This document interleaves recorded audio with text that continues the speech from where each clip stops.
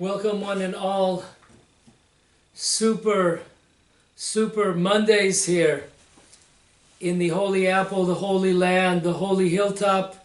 We are on the last day of the month of Cheshvan, the 29th of Cheshvan. Tomorrow already is the first day of the new month, the 9th month of the Jewish year, Kislev. So I take this opportunity to wish everybody a great month, a great year, and a great life.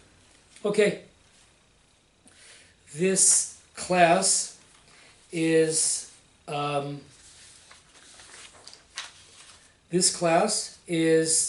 going to be titled the following. Dr. Mohammad Garushi was quoted as asking the following question. What are Arabs supposed to do? Look for apartments on the moon? Once again, Dr. Mohammad Garushi, what are Arabs supposed to do? Look for apartments on the moon. So that will be the title of our second class, dedicated to Dr. Mohammad Garushi, trying to find Arabs' apartments on the moon. Okay.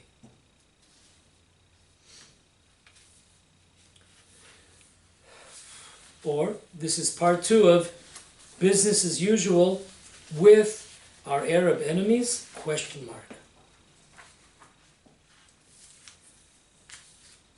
Another bad idea, this cooperation, these agendas all over the world and also in Israel to encourage cooperation, business cooperation between Arabs and Jews. This also poses a danger for Jews because there have been many incidents in the land of Israel where Arab employees or friends of Arab employees or Arabs that got the message that there is a Jew working here. In the case of our friend, the new immigrant, okay, he goes to an office in an Arab city, and probably after a while, people begin to see the pattern. Whatever happened with the danger of a Jewish life. You know, all over, I don't know if you've ever seen it or not, but all over Judea and Samaria, there's these big red signs. And the red signs say that, that Israelis, Jews are not allowed past this sign because these areas are controlled by the Arabs and are dangerous to Israeli Jews. The reason why I'm saying Jews, because Israeli Arabs are allowed in, so it's not Israelis, Jews. Okay, so it's very interesting that Israel, though they made peace with all these Arabs, it's still dangerous for a Jew to go and get a coffee or buy some sunflower seeds. It's still dangerous. Very interesting type of peace. Okay, so whatever happened to danger of life. Number 2, another problem of this cooperation. We know that in Maimonides, the laws of war, chapter 7, law 15, Maimonides tells us an important concept. Maimonides brings down that a Jew is not allowed, before there's a battle, you are not allowed to do any action that may cause fear, may instill fear in your fellow soldiers. Any type of action, expression, facial expression, any words that will be translated into, oh my God, we're in hot water over here. We're really in trouble over here. If you are putting anybody on the line, on those battlefield, if you are influencing them and making them frightened, the blood, all the blood that is spilled in that battle, in that war, is on your hands and other people such as yourself. Which means we have to understand, as long as Arabs have businesses, they're making money. As long as they're making money, they could build houses, homes. As long as they're making money, they could get married to a few women. And they could have many children. And they could support all those children due to their businesses. And you, a Jew, you cooperated with such a thing? You became a business partner? A business partner in helping, not one. You might have one Arab that's your partner, but he has a family, and then they'll have families, and they'll have kids, and it's all on your head. This, when an Arab is making good money, when he's in business, in a good business, he is more solid in the land of Israel. He ain't going anywhere. Who is responsible for that?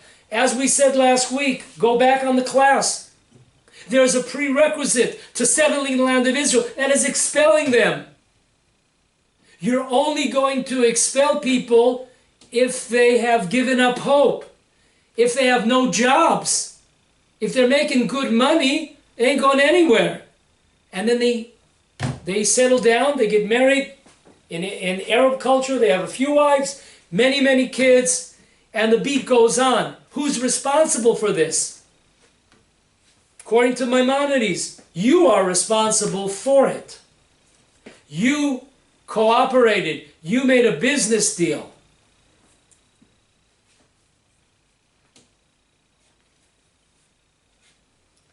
Now, some history here. What the state of Israel, what the government of Israel calls the First Aliyah, why do I say that?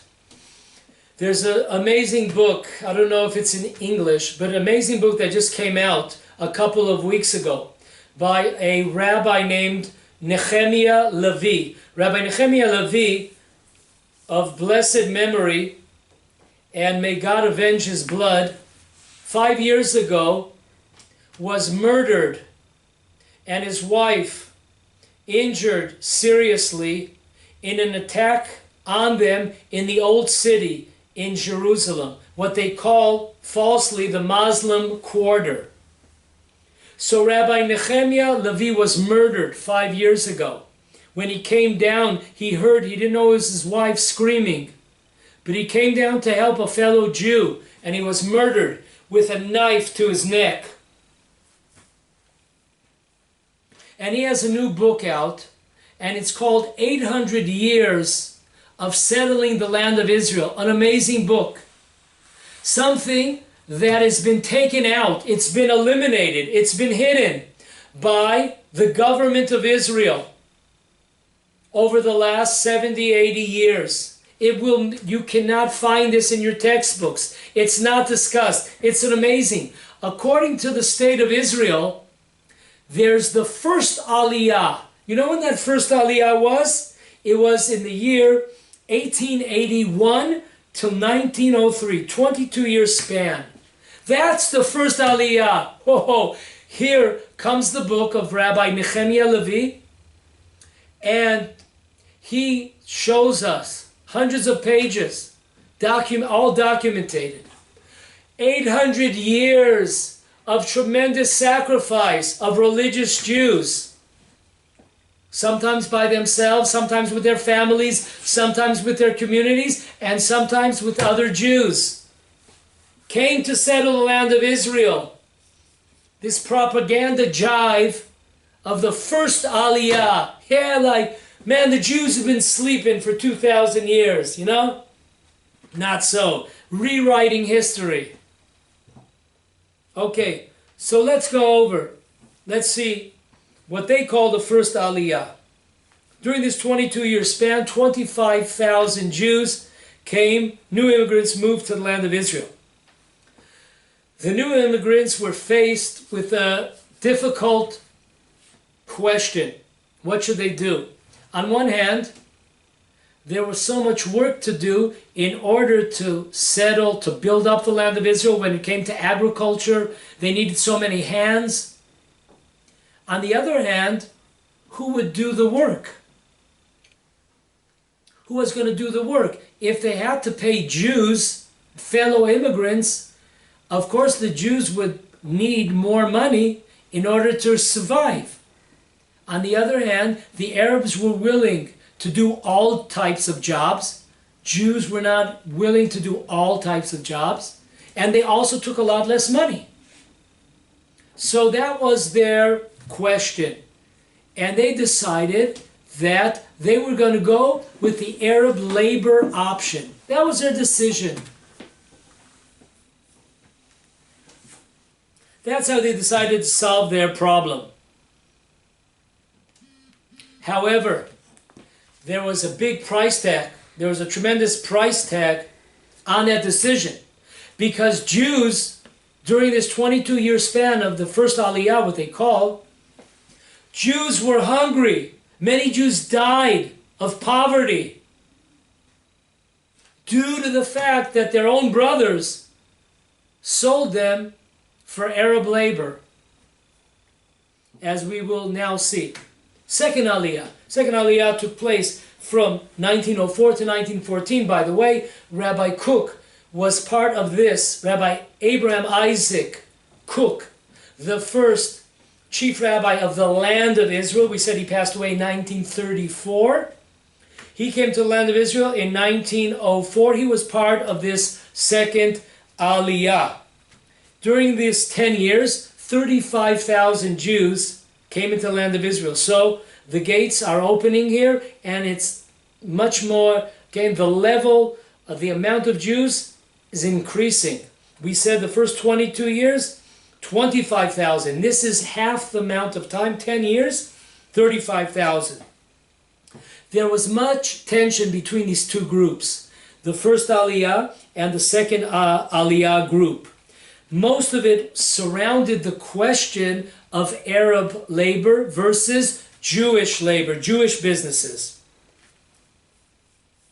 The Second Aliyah saw the results of the decision of the First Aliyah to give the business over to the Arabs. They saw it with their own eyes, unemployment and hunger and death in the Jewish camp. The Second Aliyah, this is an amazing point. Listen closely. They understood, the Second Aliyah, 1904, they understood what this Jewish immigrant from the States, going with Arab business partner or partners, does not understand. Listen to this. Second Aliyah understood that the hiring of Arabs would cause an influx in Arab immigration to Israel, thus causing a demographic threat to the creation of a Jewish majority state. Folks, they got it. If the Arabs are making money, if the Arabs have jobs, that's going to bring in more Arabs to the land of Israel. More Arabs into the land of Israel, it creates a demographic problem for the Jewish majority of the state. Simple. ABC. Simple as 1, 2, 3. Jobs, the Second Aliyah understood. On the other hand, jobs for Arabs would be encouraging Arab immigration and would be encouraging the Arab fertility rate.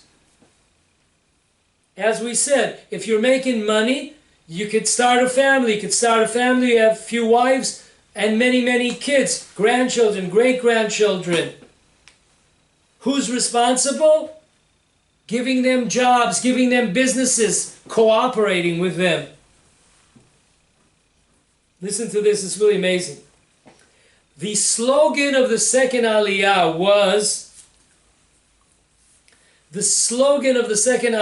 favoring Jewish labor over Arab labor, was conquering the land through Jewish labor. That's an amazing word, because according to Jewish law, there are many, many commentators that tell us Part of conquering the land of Israel is giving jobs to Jews instead of giving those same jobs to Arabs.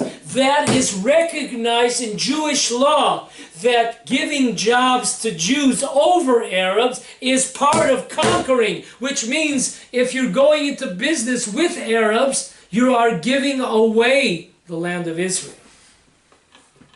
You are surrendering the land of Israel. Third Aliyah went from 1919 to 1923. 4 years. 35,000 new immigrants came. This was shortly after the 1917 declaration by Balfour. Today, nobody in Israel really knows who he is, but it's become popular today, the street, because every Saturday night in Jerusalem, on that street, Balfour Street, they have these wild demonstrations and they keep you up, and at 11 o'clock at night they're yelling on their megaphones. It's not too pleasant. My mom lives right there. When I come over for Sabbath, I have the unfortunate, they block off the roads. You can't even drive in there. It's pretty nasty. Okay, so with the Balfour Declaration behind us, there was this wave just in 4 years. Amazing, 35,000. The floodgates are opening up. Jews are coming in masses. Most of this wave were young immigrants. Listen to this. How times have changed, baby.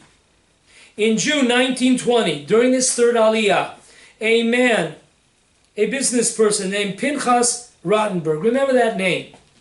Pinchas Rottenberg. Remember his words. If he was around today, he'd be arrested. Arrested. Listen to his words.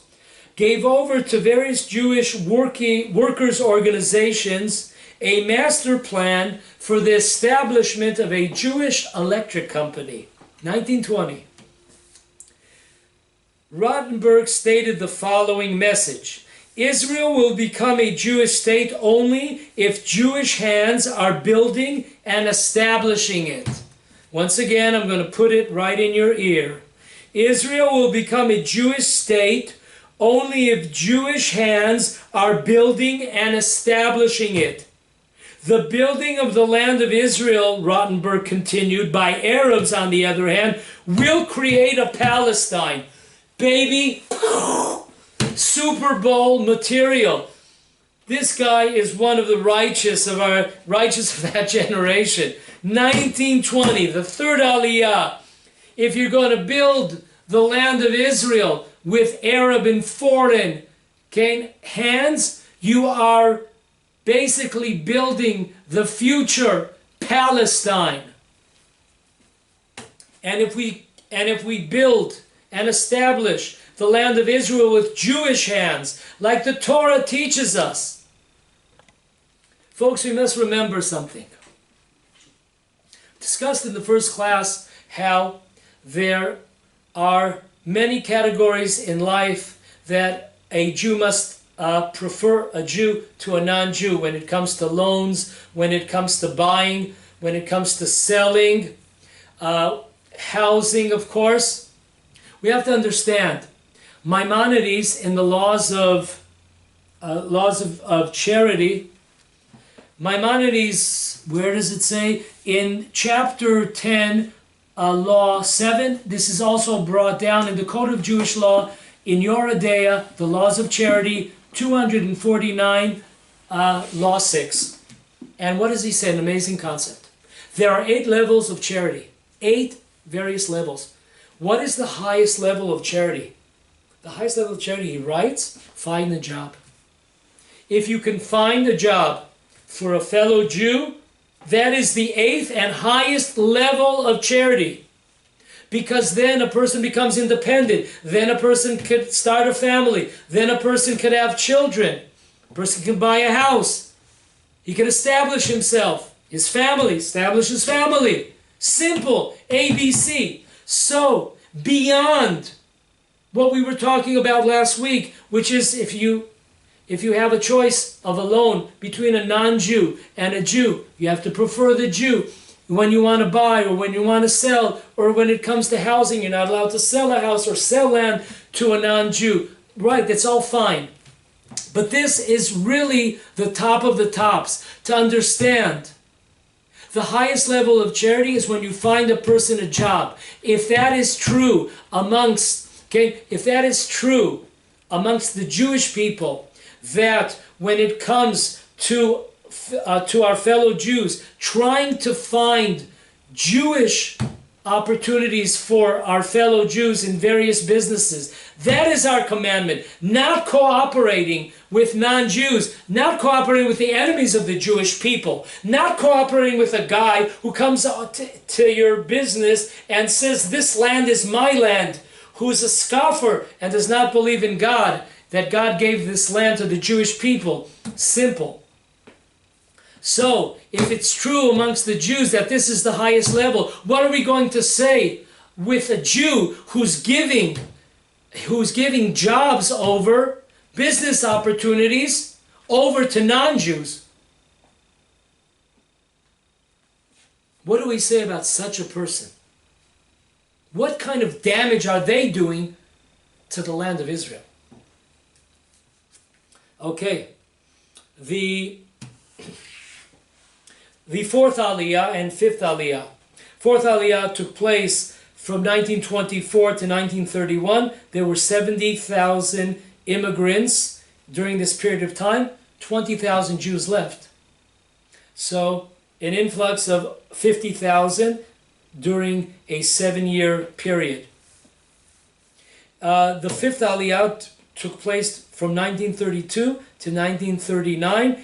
During the 7 years, the highest of highs, 250,000 new Jewish immigrants during those 7 years, 1932 to 1939. Okay, what was going on during this period of history? There were 2 British documents that put a limit on Jewish immigration to the land of Israel based on economic consideration. Only Jews that would have jobs would be allowed in. Okay, what were these 2 documents? They were called the White Papers, not the one that you're thinking of. We're talking even before the famous White Paper of 1939. Before that, in 1922, there was the Churchill White Paper.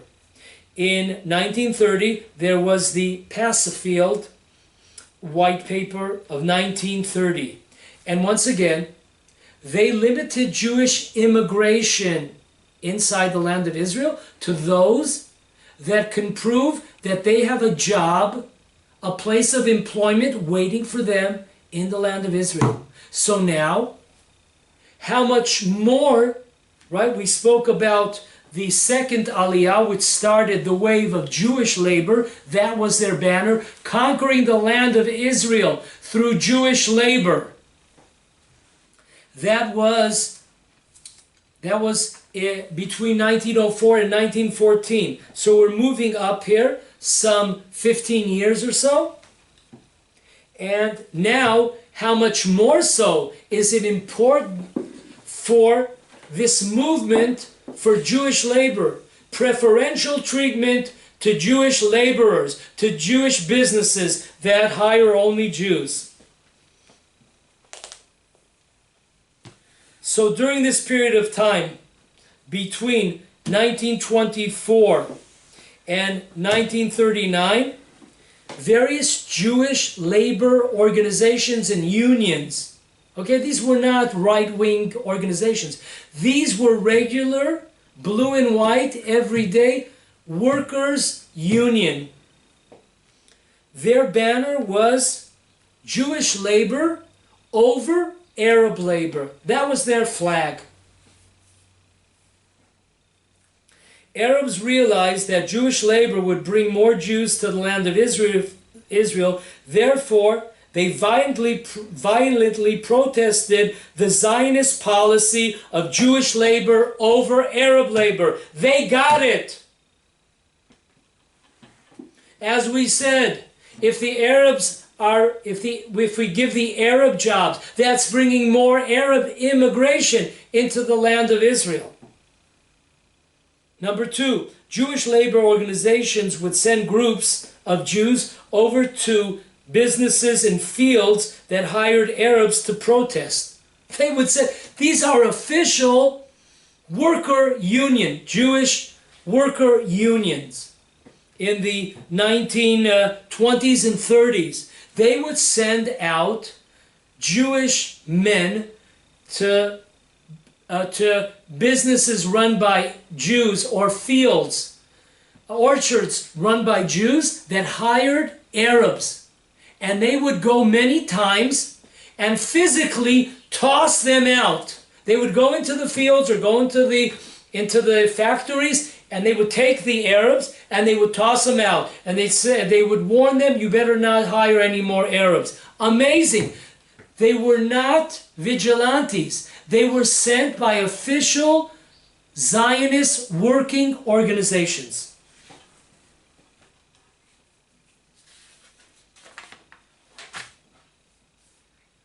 What was the rabbinical response to Jewish labor over Arab labor? So let's give a few responses.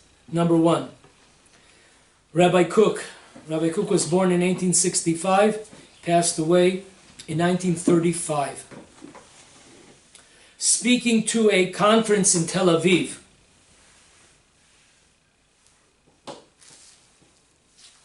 in 1934, a year before his passing, Rabbi Kook, in a conference in Tel Aviv, said, we must rid ourselves of an attitude to save a few coins in our pockets. We've got to get rid of this attitude, let's try to save a few dollars, a few shekels here, in order to hire Jews. We have to get rid of this attitude to save a few coins. We must look at the benefit of the Jewish public as a whole and in the long run. Rabbi Kook supported the movement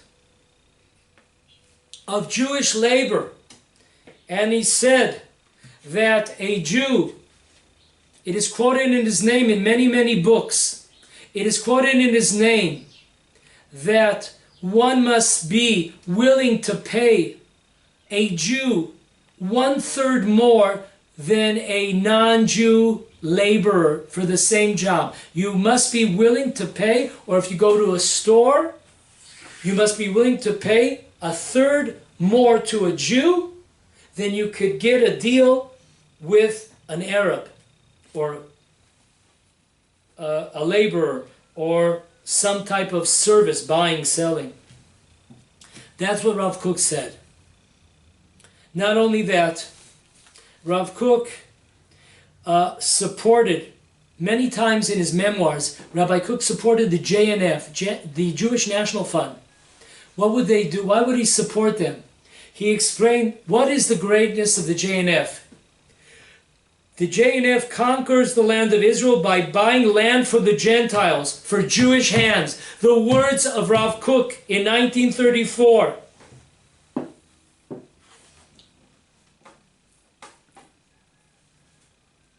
This is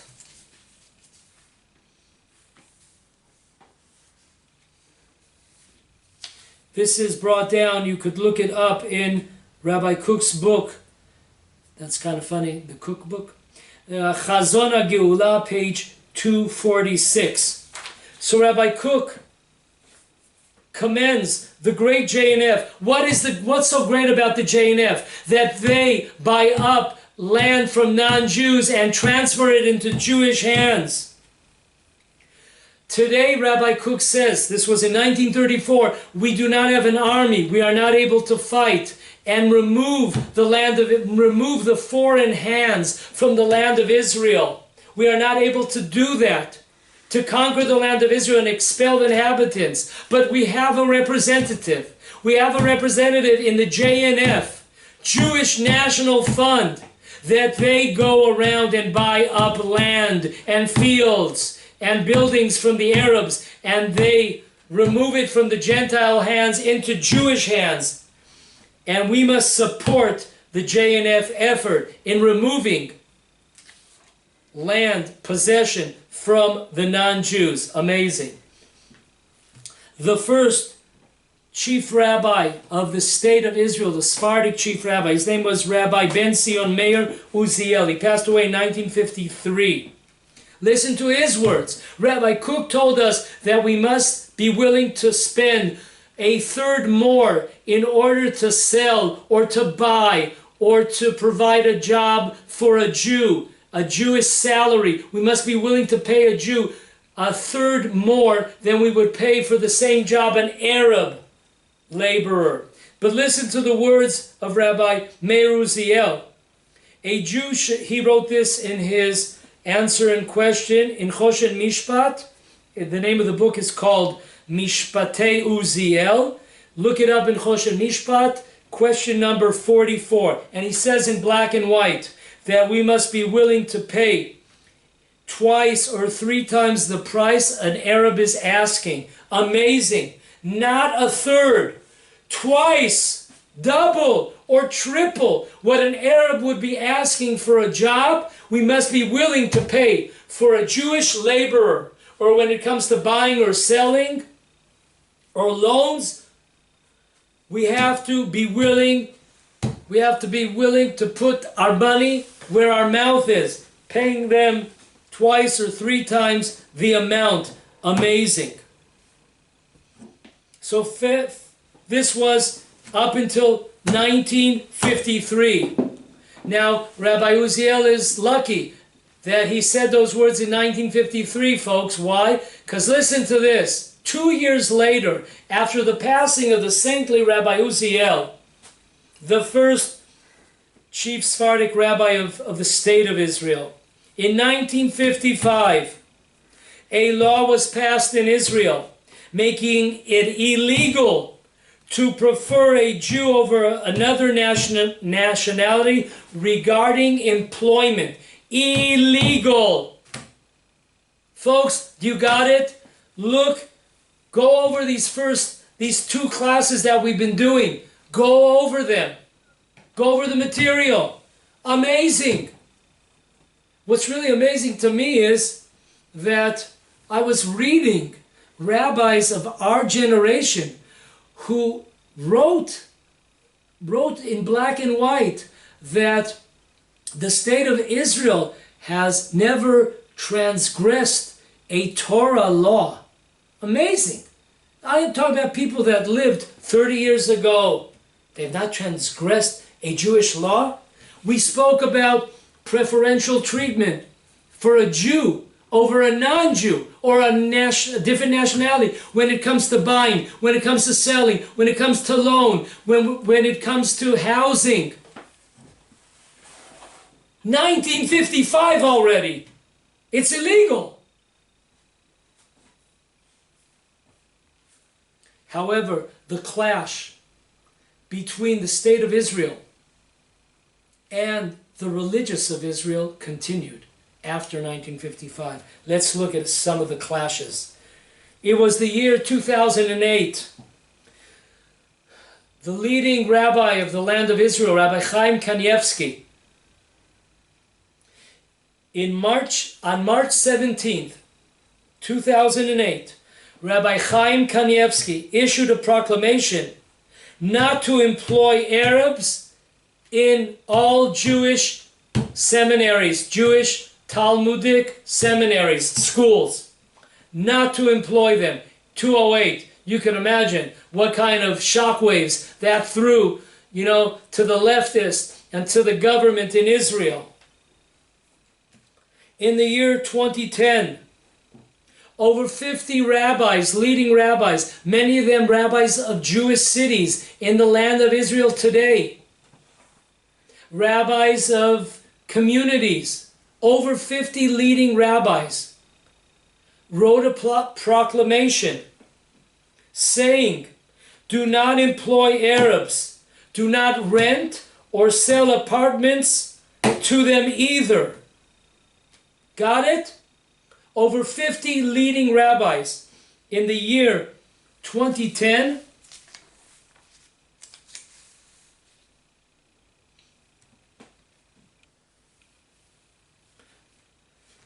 here's what it said. Over 50 rabbis called on fellow Jews not selling land or homes to non-Jews. The rabbis termed this law a very serious and grave Jewish law. A very serious and grave Jewish law. The rabbis were represented both by the national religious community and the Haredi populations. It wasn't just the knitted kippot, it was also the black hat community. So this was in the year 2010. Rabbis were taken to police stations and interrogated during this letter of the over 50 rabbis. Some of them might ring a bell to those. The rabbi of Elon Moreh, where I live, Rabbi Eliakim Levanon, was brought down for police interrogation for his signature. Rabbi Dudkevich of Yitzhar, Rabbi Schmidt of Shavei Shomron, Rabbi Meir Drukman, the rabbi of Kiryat Motzkin, up north towards Haifa. He's a Chabad rabbi. They were all interrogated because of their declaration to not employ Arabs and not rent or sell apartments or land to the Arabs. They were arrested for breaking the law. What law? Maybe the State of Israel law, but of 1955, but not Torah, not Jewish, not sanity law. Rabbi Mordechai Eliyahu,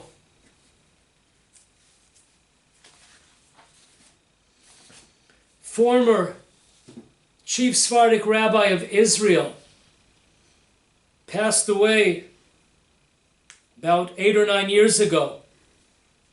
Rabbi Mordechai Eliyahu, this was an interview with his son, Rabbi Shmuel Eliyahu, the rabbi of Safed, Tzfat.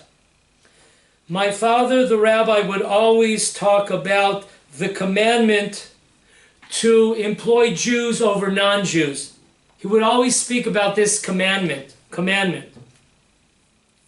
And he would say that every Jew is obligated to be willing to pay a third more to a Jew rather than to save that third by going via an Arab business garage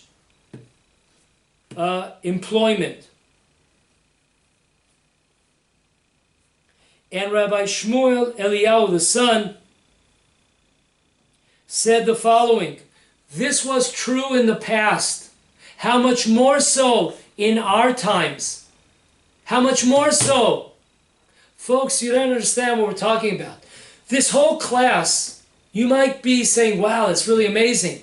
But you know what's really amazing is that in the years, in 1904, in the Second Aliyah, when Jewish labor started, there wasn't this card, there wasn't this danger of the Arabs taking over. There wasn't such a danger to the existence. I mean, it existed, but on a much lower level. So now Rabbi Eliyahu is telling us, in our times, how much more so than what my father said some years ago, how much more so is it true today?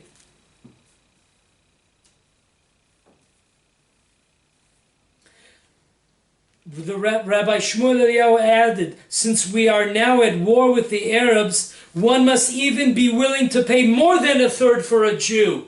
Rabbi Shmuel Eliyahu says, if my father was around today, my father would say that even more than a third. His whole life he talked about a third, just like Rabbi Kook spoke about giving a Jew more, always willing to put out a third to buy or sell and to employ a non-Jew. Always. But how much more so today, when there is a war for the future, for the Jewish future of the state of Israel. There is a war going on. How much more so to be willing to pay more than a third to give Jews jobs. During this time in 2010, Dr. Mohammad Garushi, member of the Ramla City Council, Ramla, a mixed city, Jews and Arabs. What are Arabs supposed to do? When he was talking about this declaration, not to sell houses, not to rent houses to Arabs, what are Arabs supposed to do? Look for apartments on the moon? You know, Dr. Mohammed, you have a good point over there. You better start looking. Better start looking on the moon. Speak to NASA. I'm sure they can tell you if there's life on the moon. But folks, the end of our saga here is the final death blow to Jewish labor. Amazing. 1904, the flag was raised high in the land of Israel. Jewish labor. If Jews will build the land of Israel, if Jews will work the land of Israel, will be employed, there will be a Jewish state. If Arabs will build the land of Israel, there will be a Palestinian state. God forbid. And this movement grew. It was the official line of the Zionist movement, many of them. Until 1955, it became illegal. But still, underneath the surface, it was still going on, as we see by Rabbi Kanievsky in 2008, telling Jews not to employ any Arabs in Jewish schools because of the danger. In 2010, rabbis telling not to employ, not to sell, not to rent to the Arab enemies. This is a war. But the final blow came on October 15th, 2017, 3 years ago. A Jerusalem court passed a decision that a group called Jewish Labor would be fined 40,000 shekel plus all court fee expenses for publicizing a Jewish force website which they termed to be racist and against Israeli law. Right? There was a website called Jewish Labor. If you were looking for a certain field of labor, you would look under whatever you're interested, and they would give you in each occupation to find Jews.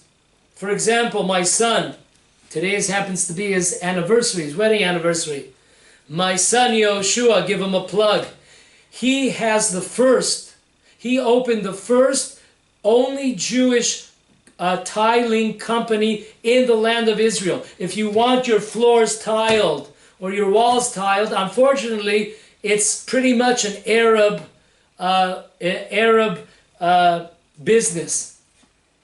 And thank God, a couple of years ago, my son opened the first only Jews tiling company. So their website was taken down. They were fined 40,000 shekel plus court expenses, whatever court expenses was.